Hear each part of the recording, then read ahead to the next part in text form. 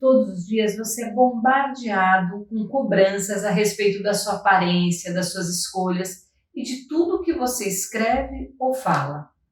Pois é, gente, esse foi o desabafo que eu ouvi de uma pessoa exausta. Por isso, hoje a gente vai falar sobre essa carga de tanta exigência social e como lidar com ela.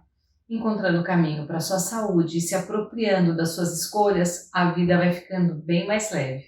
Vamos lá?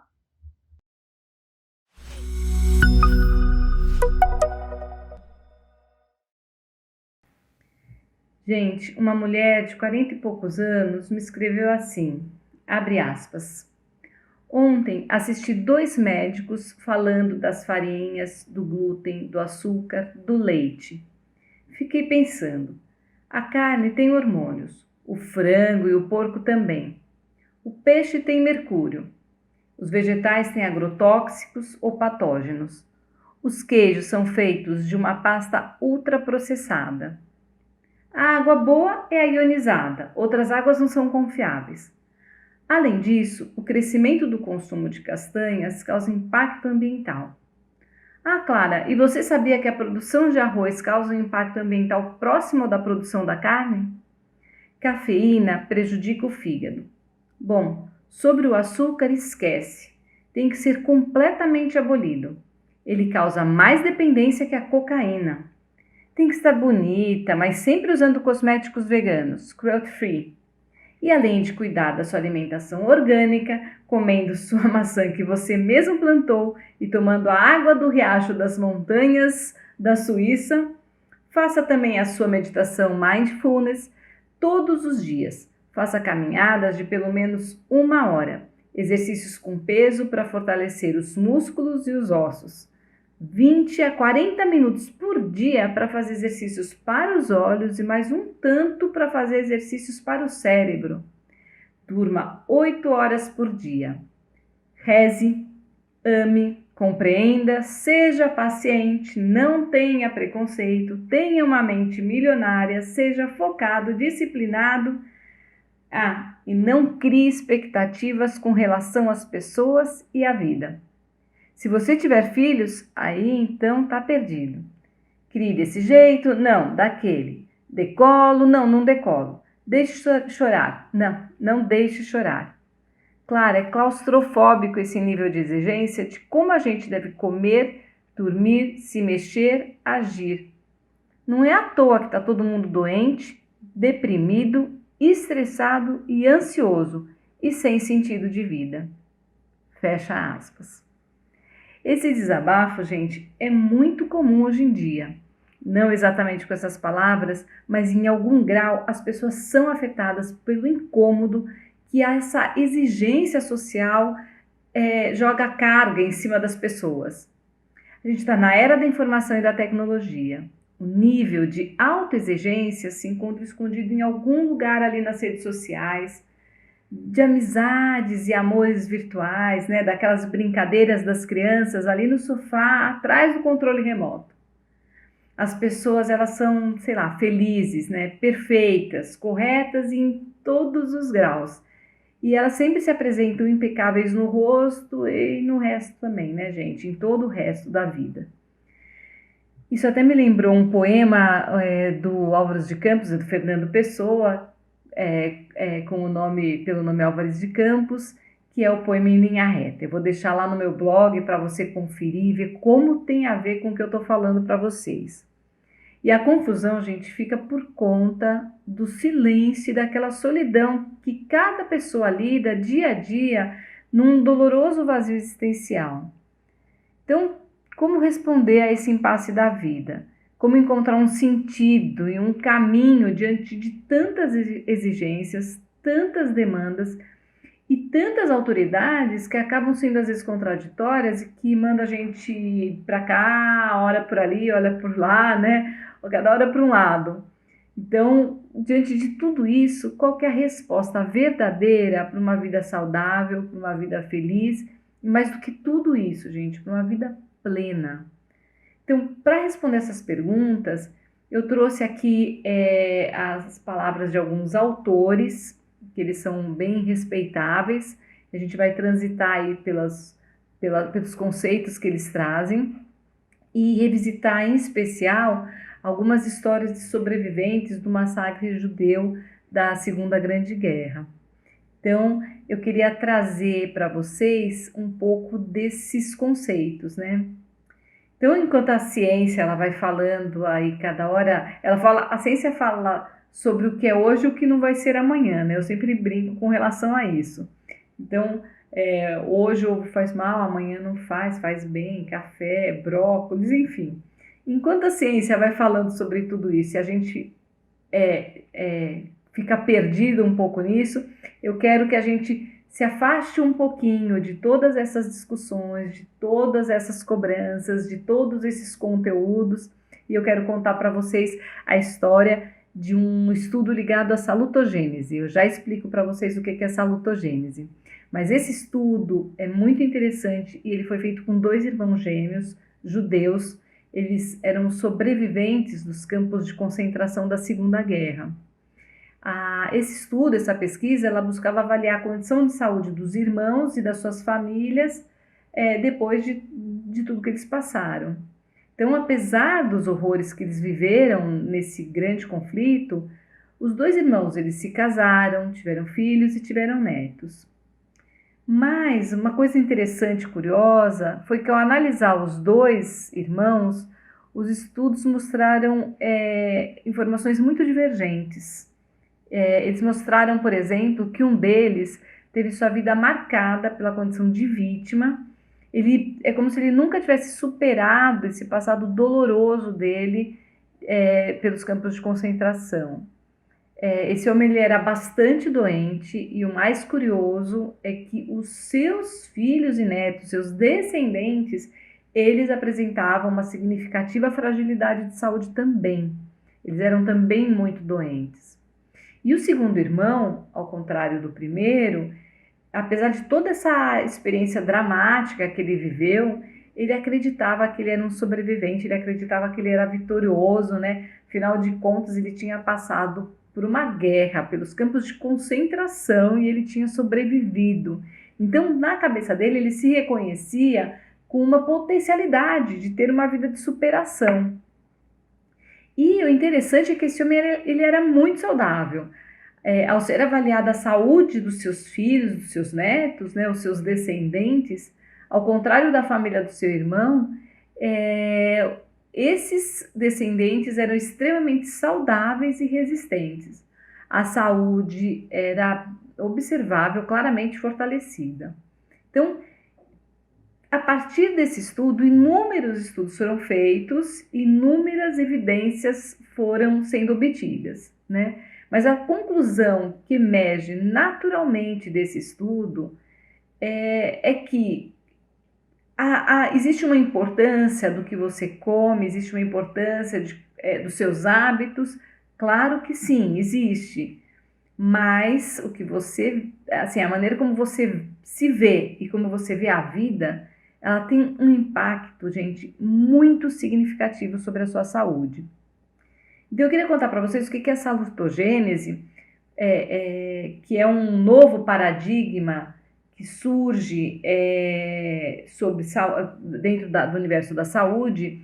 Ela vai se opor ali à patogênese, né? E a salutogênese, ela significa, ela vem do latim, salus, saúde, e do grego vem gênesis, origem, então é a origem da saúde, né? Então é um termo que foi cunhado por Aaron Antonovsky e que tem, eu não sei se eu estou pronunciando o nome dele corretamente, gente, mas ele tem como princípio, o importante é o que ele traz de informação, e que tem como princípio, em vez de procurar as causas da doença, buscar as razões que levam alguém a estar saudável.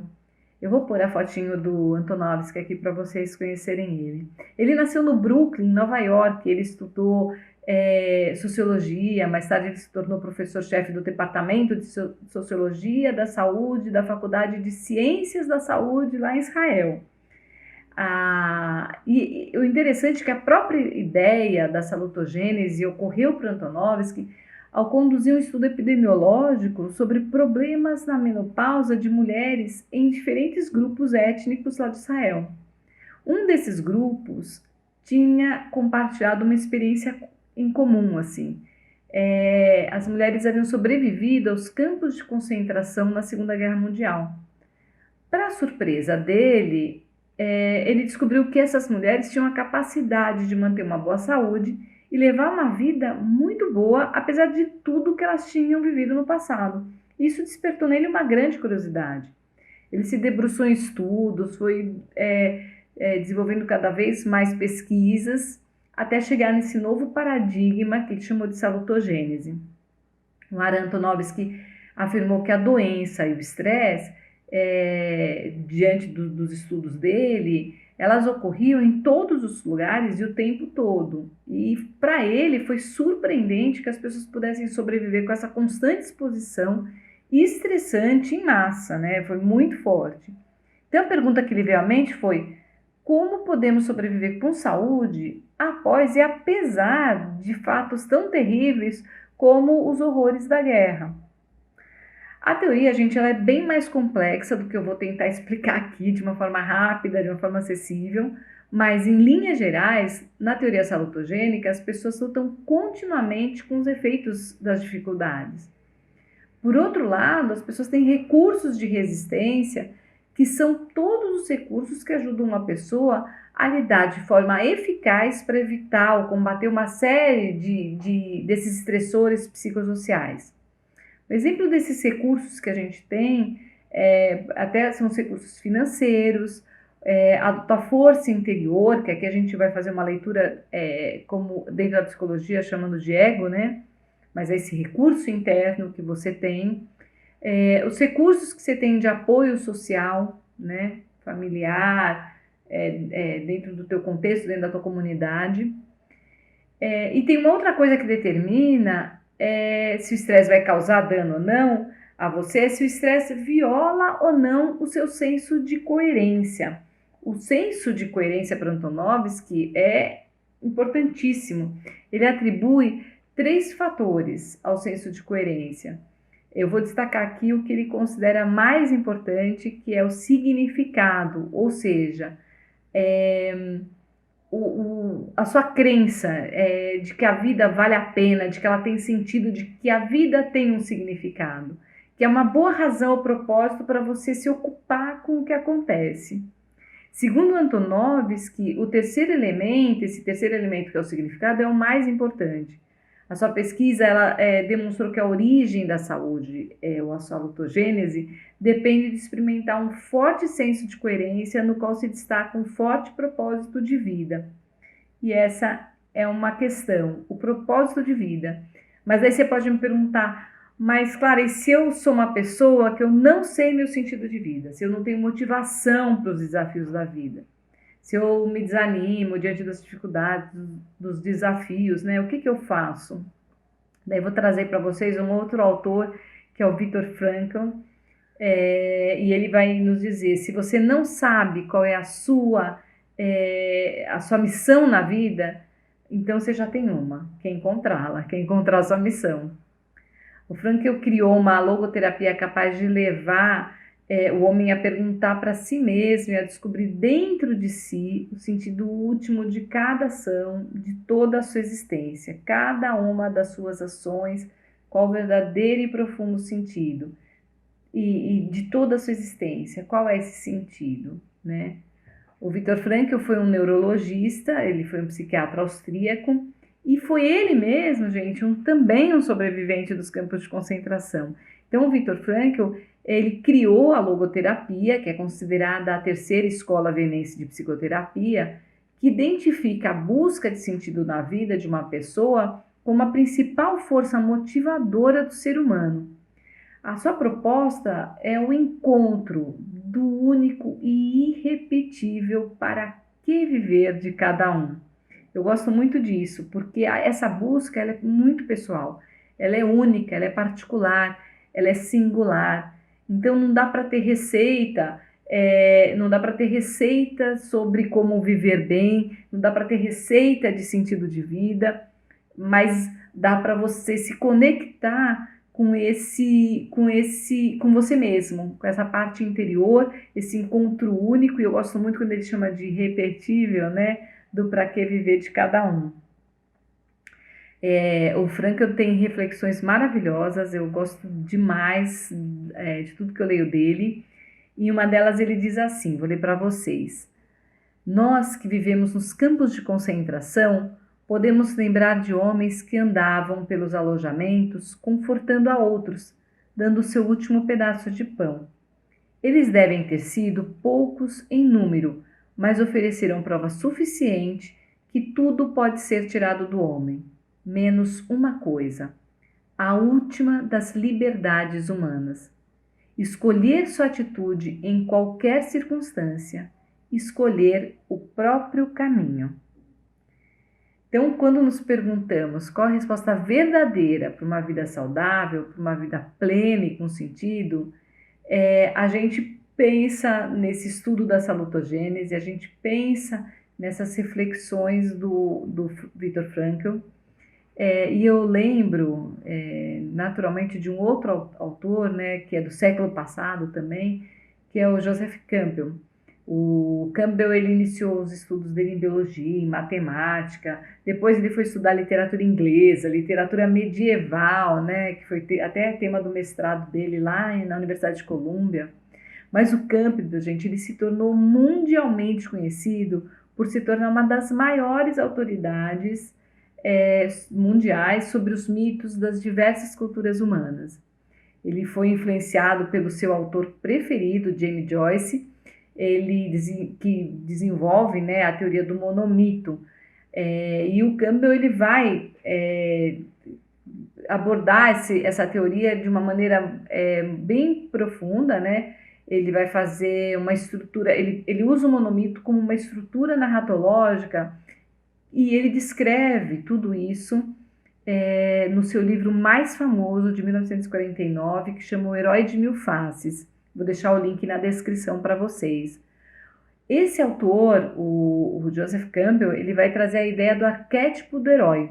Então, o arquétipo, só relembrando, a gente já falou dele em outros vídeos, mas arquétipo são aqueles elementos. O arquétipo é um elemento que faz parte das nossas estruturas cognitivas e que compõe o inconsciente coletivo, ou seja, uma herança comum da humanidade, né? A humanidade traz essa herança, ele traz um padrão simbólico e para o Joseph Campbell, um desses padrões é comum aos heróis mitológicos, heróis históricos, os heróis dos contos de fadas. Para Campbell, os símbolos da mitologia, eles não são fabricados, eles não podem ser suprimidos, porque eles são produções espontâneas da psique. Mas, afinal de contas, para que serve o mito, né? Então, das mais diferentes regiões, nas mais diferentes épocas, os mitos eles têm como uma das suas funções, e eu acredito que a principal delas é fornecer elementos para que as pessoas possam ativar potencialidades inconscientes, que na medida em que a gente se conscientiza dessas potencialidades, a gente pode transformar nossa história, por isso em ação, né? O Campbell vai chamar isso de caminho para a felicidade, tá? E uma outra terminologia sensacional, né? Porque a gente está buscando aqui. Então, gente, um dos mitos que o Campbell traz é o arquétipo do herói, o mito do herói. Para nós, nesse momento, cabe saber que esse herói existe dentro de cada um de nós. Cada um de nós somos heróis e heroínas latentes dentro da gente mesmo, né? E o que nós precisamos é nos decidirmos a aceitar o chamado que nos coloca em contato com o nosso propósito, nosso sentido de vida. Que é essa busca que o herói faz da sua essência, da sua evolução. Além disso, o Campbell ele vai mostrar que quanto mais evoluído o indivíduo, mais fraterno ele fica. Então, quanto mais nós evoluímos, mais a gente é capaz de olhar para o outro, olhar para as pessoas com uma visão menos egoísta, mais universal, né? Quanto mais evoluímos, o Campbell vai falar isso, mais nós entramos em unidade com a nossa essência divina, que é a que deveria reinar sobre a nossa vida. Então, a minha sugestão para hoje é que, diante desse desabafo e quando você se sentir aí sob pressão, né? Tanto com relação às suas escolhas, a maneira como você está no mundo, quando você sentir insegurança ou tiver uma baixa autoestima, quando a sua autoconfiança diminuir, né? Então, nessas situações, a minha sugestão é que em todas as possibilidades de escolhas, né, pensamentos, palavras, atitudes, você leve em conta que em cada uma dessas escolhas, elas precisam ter uma ressonância com o seu interior. Dessa forma, acho que cada escolha, por mais corriqueira, gente, por mais cotidiana que seja, ela acaba sendo uma escolha que te leva em direção do seu sentido de vida, como nos propõe o Viktor Frankl, né? A sua saúde ela vai chegar até você por suas escolhas afirmativas e positivas diante da vida, como nos propõe a salutogênese do Aaron Antonovsky. E o convite é o convite do Campbell, né? Que você seja herói, que você seja heroína diante da sua própria história, que você esteja conectado com a sua verdade interior, que você possa fazer as suas escolhas de uma maneira coerente, de uma maneira equilibrada, e que ao cuidar de você mesmo, você contribui, ter essa noção, né? Que quando a gente cuida da gente mesmo, a gente contribui com as pessoas que estão à nossa volta, contribui com o mundo, que ao contribuir com o mundo, a gente pode encher a nossa própria vida de sentido e transformar a nossa história. Então é uma via de mão dupla, né? Eu cuido de mim, eu acabo melhorando a vida das pessoas, eu acabo fazendo o mundo um lugar um pouco melhor. Eu faço o mundo um pouco melhor, a minha vida faz sentido e eu consigo receber essa contrapartida, né? Eu consigo transformar a minha história. O desafio é mudar o sentimento, né, gente? Que muda o pensamento, que muda as atitudes e que muda a vida. Gente, eu sei que esse desafio não é fácil, mas é um desafio necessário. Afinal, gente, a gente também tem esse herói dentro da gente. Então, você também é convidado a fazer essa jornada do herói, aceitar o convite para a aventura. Eu vou trazer mais esse conteúdo aqui no canal. Tenho bastante coisa para a gente falar nesse sentido, porque as pessoas me pedem muito para falar de autoestima, de autoconfiança, de sentido de vida. Esses temas estão sempre vindo à tona. Então, aguardem, eu vou trazer mais desses conteúdos. O trabalho de orientação integrada de saúde é um trabalho que tem alimentação, exercício, sono, mas tem o pilar das relações. Esse é mais um vídeo do pilar das relações. Que significa o quê? Que é como você se sente com você mesmo, como você se sente com as pessoas com as quais você convive e como você está no meio, no ambiente em que você está inserido. Esses 4 pilares compõem a tua saúde para você ser mais feliz, mais realizado, mais pleno, tá certo? Então, eu vou pedir para você, se você gostou desse vídeo, dá o seu like, compartilha. Se você não está inscrito no canal, se inscreve, ativa o sininho para receber notificações e também comenta. Fala o que você achou, fala como tem sido as pressões da vida para você. Vamos compartilhando nossas histórias. Se você não me segue lá nas outras redes sociais, vai lá, Instagram, Facebook e acompanha também meu blog lá no claraaires.com.br. Vou colocar lá o poema que eu falei que eu ia colocar. Beijo, gente. Aguardo vocês. Até a próxima.